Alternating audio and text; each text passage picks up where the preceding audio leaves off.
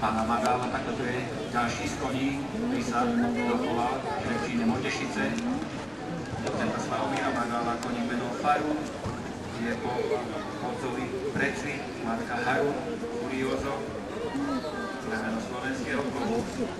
Koník, ktorý v minulosti štartoval aj súťaže v 6. spôsobilosti. Žiaľ, chybička na 6. prekážke. Je dobrým učiteľom pre Tomáša Varadiho, ktorý má vo svojich rukách